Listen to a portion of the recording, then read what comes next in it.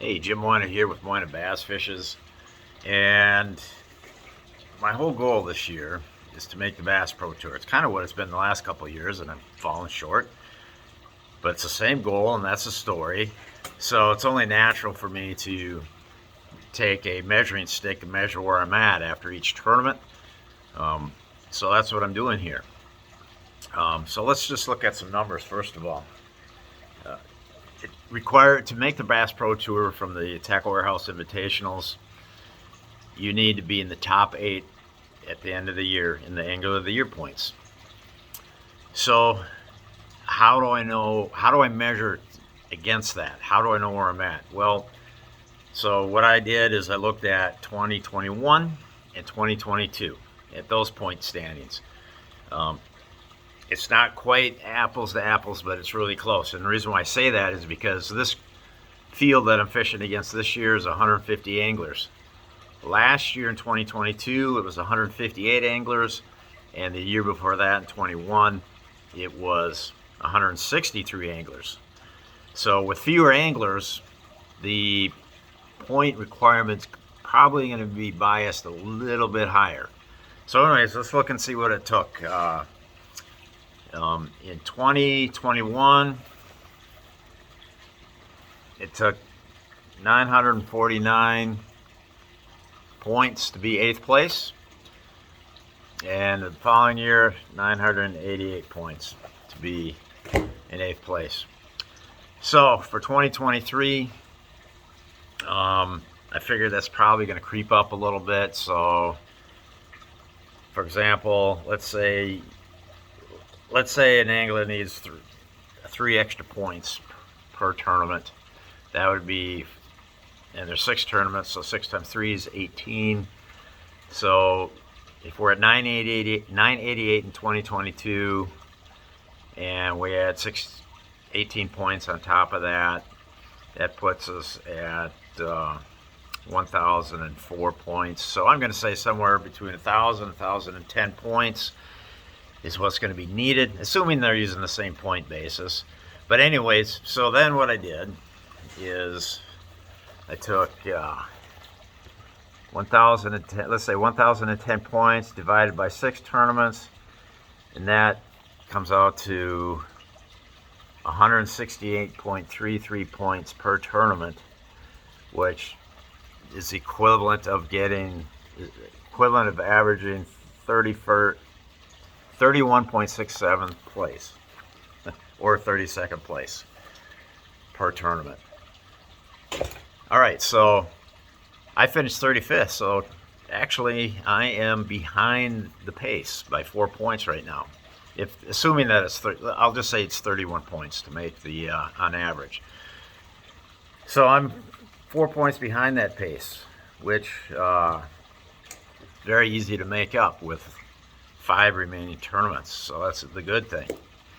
And then I was looking at the standings. I was just looking at the fellow anglers and who is where in the standings after one tournament, and there weren't too many well-known, historically good fishermen that stumbled in this Lake Okeechobee tournament.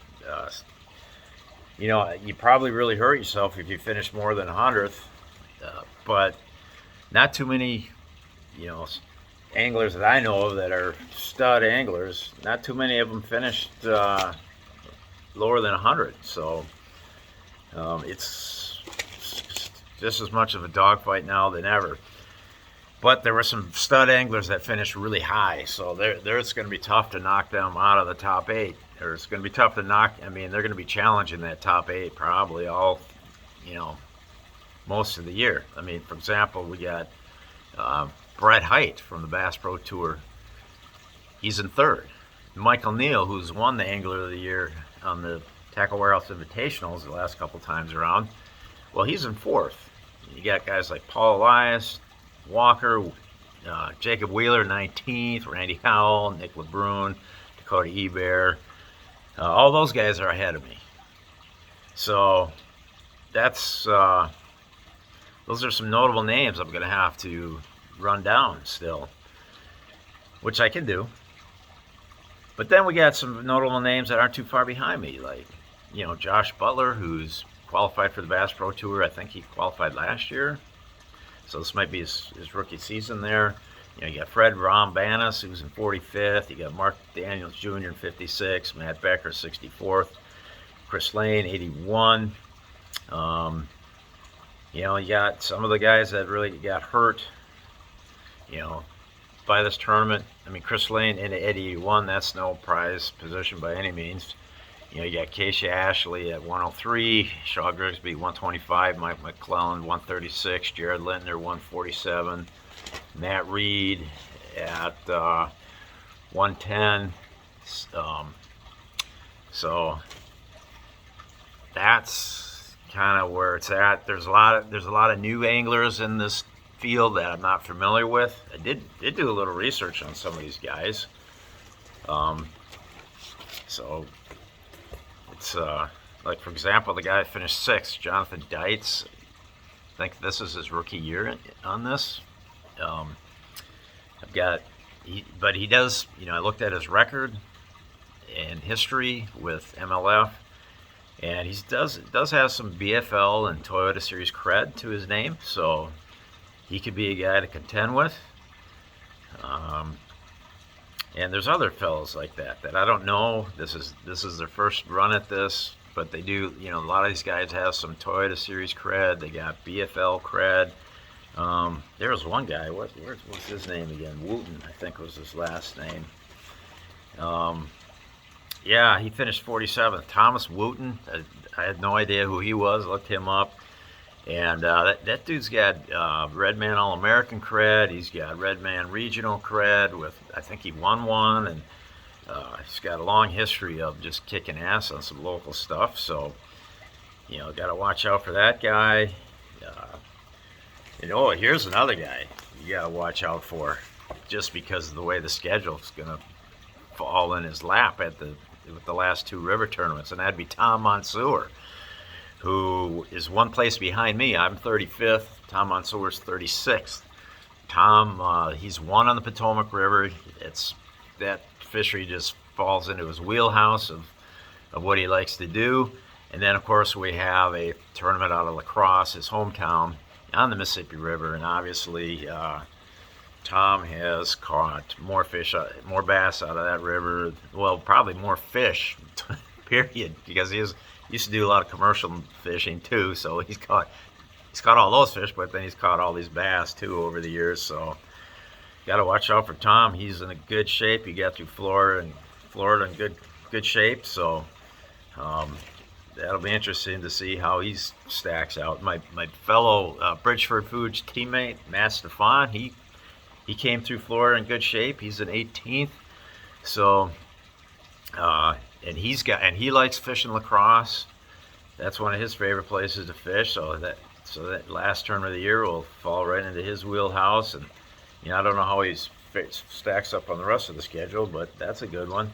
You got Jacopo Galelli, the Italian.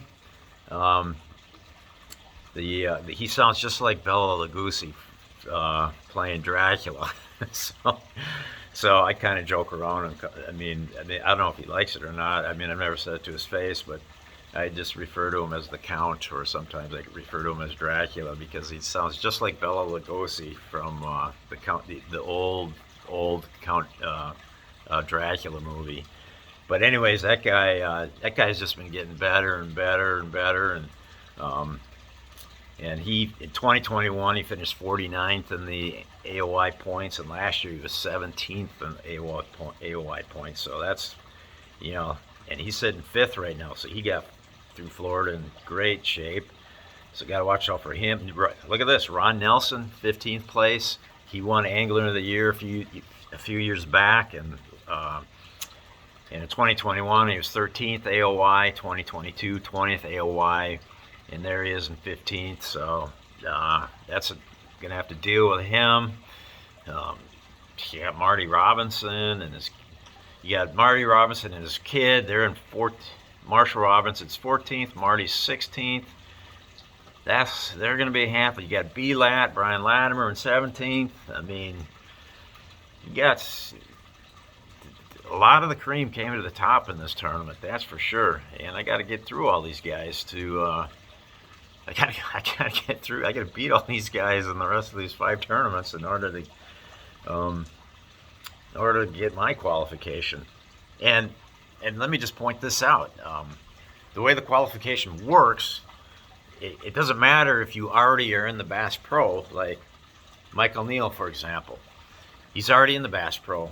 So if he makes the top 8, they're not going to take the position, the person in position number 9 in the AOY points at the end of the year. They're not going to take him. They're just going to say, okay, we're just going to take 7. And not only that, not only Michael Neal, but 3 or 4 of these other Bass Pro Tour anglers could occupy that top 8. So literally, you may only have, 4 or 5 fresh faces coming into the Bass Pro Tour through this qualification for 2024. Just depends. So we'll see. We'll see. That's just a freaking gauntlet of excellent fishermen. The guy's got to fish his way through. But in the end, if one of us anglers who are trying to qualify, if we can't outfox these dudes, then we don't belong there. So it'll be interesting. I can't mess up, that's for sure. Nobody can. You can't mess this up at all. Yeah. Well, here's another guy, Justin Cooper. He finished 40th. And an angler LY, finished 40th Okeechobee. AOY points in 2021, he was 20th. In 2022, he was 11th, first man out of qualifying out of last year's group. So, yeah, and then we got Kyle Hall. He's up and coming guy, and Terry Bolton, longtime FLW tour angler like myself. He's not out of it. And man, it's a lot of tough anglers. A lot of the tough anglers got through this Okeechobee tournament in reasonable shape to still make a run at this AOY stuff and Bass Pro Tour qualification. So anyways, that's the video. I'm sitting at 35th. We got our Clark's Hill tournament coming up in a couple weeks.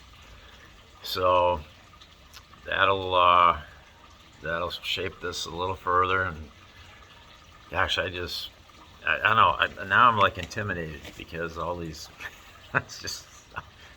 tough anglers that are just right there ahead of me, and even some close behind. So anyhow, it's gonna be a fun race. It's fun to follow, even from my own standpoint. And obviously, I've got a lot on the line here, and really hope to get in that Bass Pro Tour. It's what I got to do.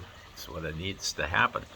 So anyhow, thanks for watching the video, and have a wonderful day. Over.